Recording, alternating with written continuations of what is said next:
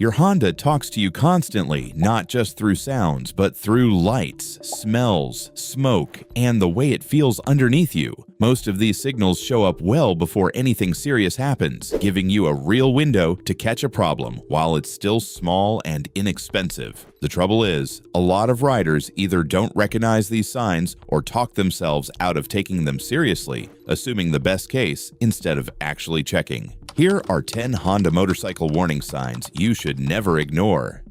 Warning sign. Number 1. A dashboard warning light that stays on or flashes.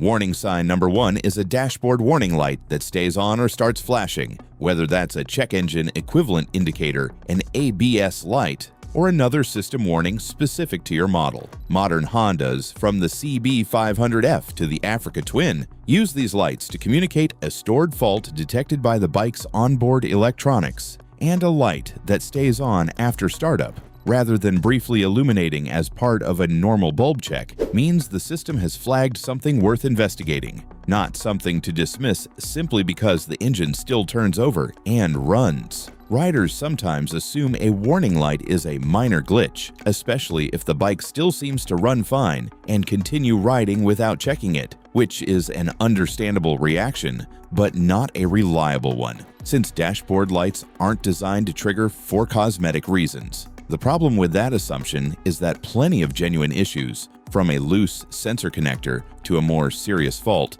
don't necessarily cause an immediately noticeable change in how the bike runs, which means the light is often your only early indication that something needs attention, well before you'd otherwise have any reason to suspect a problem exists at all. If your model has a self-diagnostic mode, checking the stored code yourself is a great first step. And if not, getting the code read at a shop is worth doing sooner rather than later, since an illuminated warning light is specifically designed to mean, don't ignore this. It's also worth knowing the difference between a light that stays solid and one that flashes, since on many models a flashing light indicates a more urgent or more severe fault than a steady one, a distinction explained in your owner's manual that's worth reading before you ever actually see one lit up on your dash. Warning sign. Number 2. Any visible fluid spot under the bike.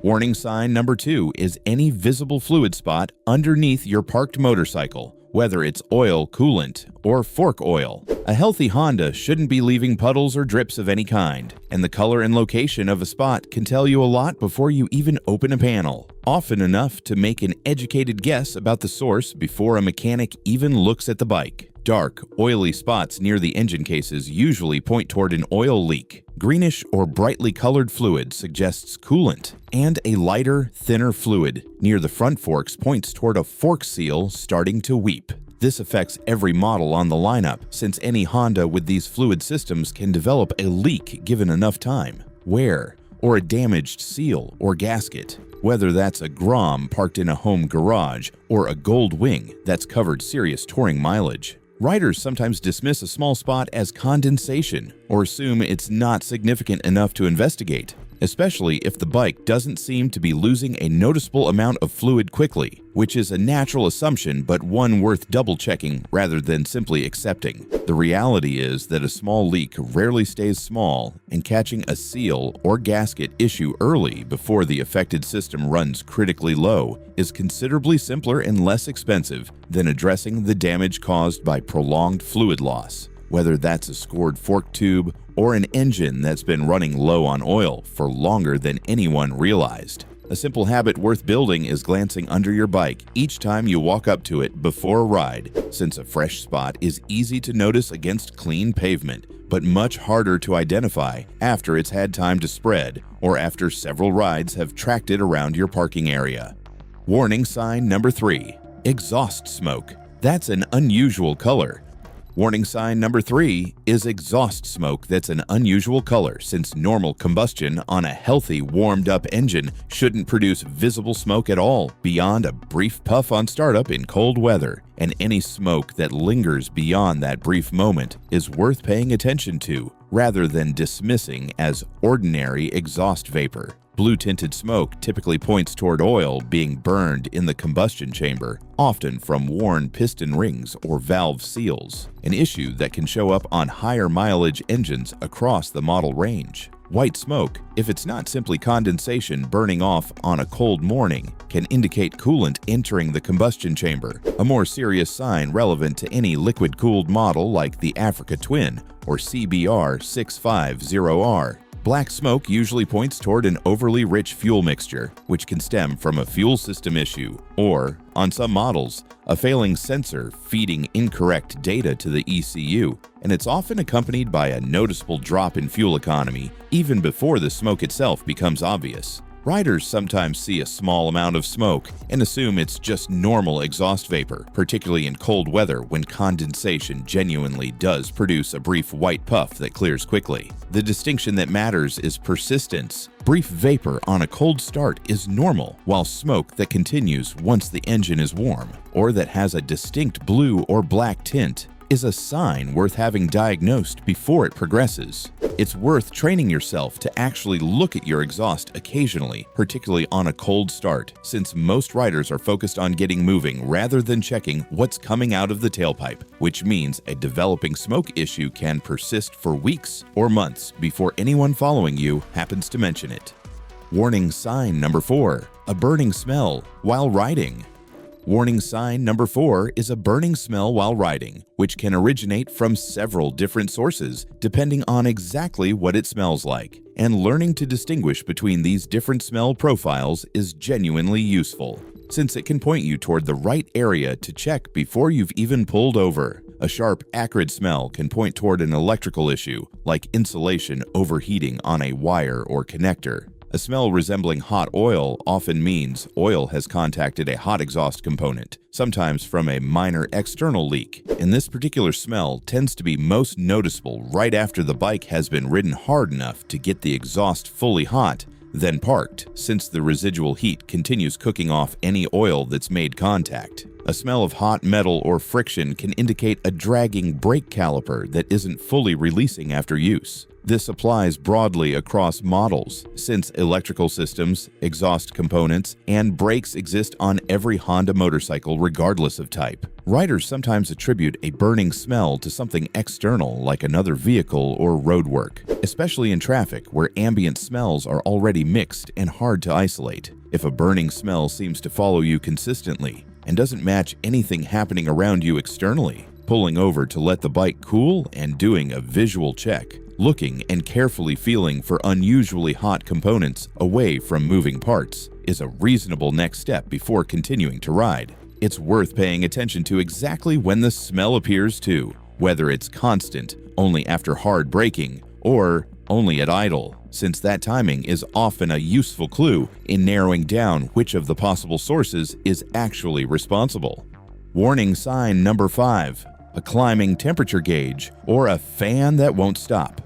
Warning sign number 5 is a temperature gauge that climbs higher than normal or a cooling fan that seems to run constantly rather than cycling on and off as expected, relevant to liquid-cooled models like the NC750X, Goldwing, and CBR 650R, where the cooling system is doing meaningfully more work than on an air-cooled bike, and therefore has more that can go wrong with it.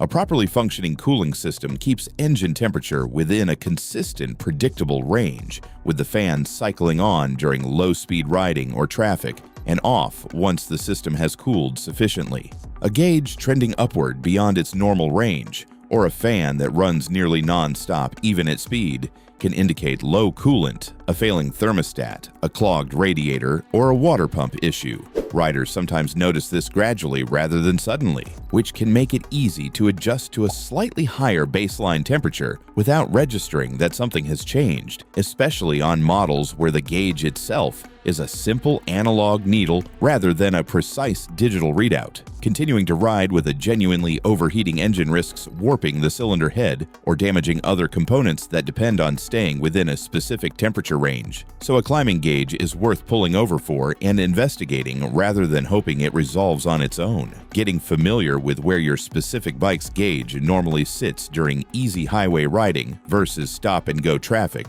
gives you a personal baseline, which makes it much easier to notice when the needle is creeping into territory it doesn't usually reach. Warning sign number 6. New vibration through the bars, seat, or pegs.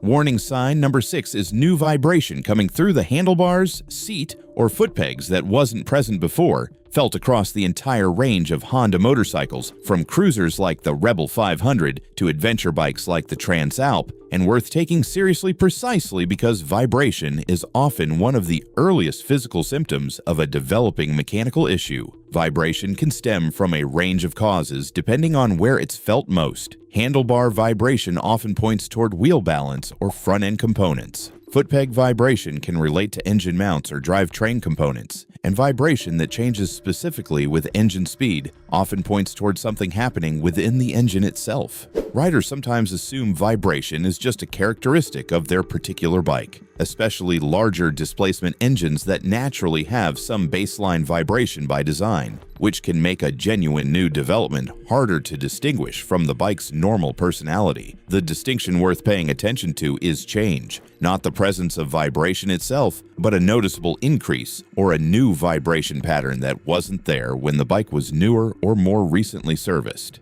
Any meaningful change in vibration character is worth mentioning to a mechanic, since it often provides a useful clue even before any other symptom appears, and describing exactly where you feel it, the bars, the pegs, or the seat, and whether it changes with speed or is constant, gives a mechanic a genuinely useful starting point rather than a vague complaint to diagnose from scratch.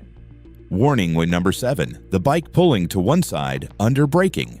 Warning sign number 7 is the bike pulling to one side under braking, a genuinely safety-relevant sign relevant to any model with a front or rear brake, which is to say every Honda motorcycle, and one of the few signs on this list where the safety implications are immediate rather than something that only matters over time. This can point toward a caliper that's partially seized and not releasing evenly, uneven pad wear between the two sides of a dual disc setup, or in some cases, an issue with how the front forks are tracking, any of which can develop gradually enough that the bike still feels basically fine right up until the pull becomes obvious enough to notice consciously. Riders sometimes attribute a slight pull to road crown or surface conditions, which can genuinely cause a similar sensation, making this one a bit harder to immediately isolate, especially on roads with a pronounced camber, where a pull can feel almost identical to normal road-induced drift. The way to tell the difference is testing on a flat, familiar stretch of road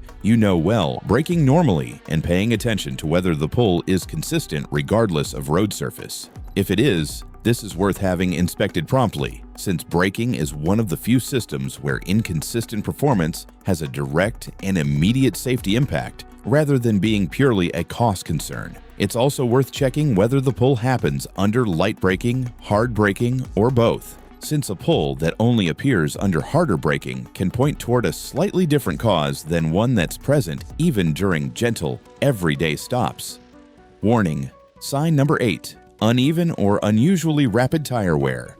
Warning sign number 8 is uneven or unusually rapid tire wear, visible as a tire wearing more heavily on one edge, developing flat spots, or simply wearing out significantly faster than its expected mileage would suggest. And since tires are one of the few components that directly separate you from the road surface, changes here deserve more attention than they typically get. This affects every model, though the specific pattern can point toward different causes: incorrect tire pressure, worn suspension components, misalignment, or in some cases, a riding style that favors one side more than the other. Riders sometimes only notice tire wear when it's already fairly advanced, since the change happens gradually across many rides rather than in one noticeable jump, which is exactly why a deliberate periodic check matters more than relying on simply happening to notice. Making a habit of visually inspecting your tires, not just checking pressure, but actually looking at the wear pattern across the full width of the tread once a month or so, catches uneven wear early enough to investigate the underlying cause before the tire itself needs early replacement. This is worth doing with the bike on a stand or paddled slowly forward so you can see the entire circumference, since a flat spot or uneven patch on one section of the tire can easily go unnoticed if you only ever glance at whatever portion happens to be facing you when the bike is parked. Warning sign number 9. Difficulty starting or repeated stalling. Warning sign number 9 is difficulty starting the engine or repeated stalling, particularly if either behavior is new and wasn't previously part of how the bike ran, since a bike that always started this way is a different situation entirely from one that used to start reliably and suddenly doesn't. This can point toward a weakening battery, a fouled spark plug, a fuel delivery issue, or on carbureted models, a carburetor that's fallen out of tune. It's relevant across the entire model range, from a Grom to a Gold Wing, since every Honda motorcycle needs a consistent combination of spark, fuel, and compression to start and run reliably. Riders sometimes explain away an occasional hard start or stall as a fluke, particularly if the bike starts fine on the next attempt, which can delay recognizing an emerging pattern until it's happened enough times that it's no longer easy to dismiss. If hard starts or stalls happen more than once in a short period, it's worth treating that as a pattern rather than a coincidence, and working through the likely causes systematically, rather than continuing to hope each start will simply go smoothly. Keeping rough notes on when the difficulty happens, cold mornings specifically, after the bike has been sitting for a while, or seemingly at random, gives you and any mechanic you consult a much clearer picture than simply saying the bike has been harder to start lately. Warning sign number 10. A fuel smell around the bike. Warning sign number 10 is a fuel smell around the bike, whether that's noticeable while riding, while parked, or specifically near the fuel cap and tank area, and it's a sign that stands apart from most others on this list because of how quickly a fuel-related issue can escalate from a minor annoyance to a genuine hazard. A properly sealed fuel system shouldn't produce a persistent fuel smell under normal conditions. This can point toward a loose or damaged fuel cap seal, a small leak at a fuel line connection, or in rarer cases, a more significant fuel system issue, and it's relevant to every Honda motorcycle regardless of model. Riders sometimes assume a faint fuel smell right after fueling up is simply residual smell from the pump itself, which is often true in the moments immediately after refueling. But a fuel smell that persists well after filling up, or that appears during normal riding rather than just at the pump, is a different situation entirely, one that shouldn't be explained away using the same logic that applies at the gas station, given that fuel is flammable and a leak represents both a safety and a fire risk. This is one warning sign that's worth investigating immediately, rather than waiting to see if it resolves on its own. If you're genuinely unsure whether what you're smelling is normal residual fuel smell or an actual leak, a careful visual check around the tank seams, fuel cap, and visible fuel lines done in a well-ventilated area away from any ignition source is a reasonable way to narrow it down before deciding whether the bike needs to go to a shop right away. The bottom line. So here's the bottom line. None of these 10 warning signs require special equipment to notice, just a willingness to actually pay attention to your bike rather than tuning it out. Lights, smells, smoke, fluid spots, vibration, and handling changes are all information your Honda is giving you for free. And in nearly every case on this list, acting on that information early is dramatically simpler and cheaper than waiting until the underlying problem announces itself more dramatically. It's worth saying plainly that plenty of these signs have entirely minor explanations too. Not every warning light means a serious fault, and not every faint smell means an emergency. But the point isn't to panic at every one of these, it's to actually investigate rather than assume the best and hope the sign goes away on its own.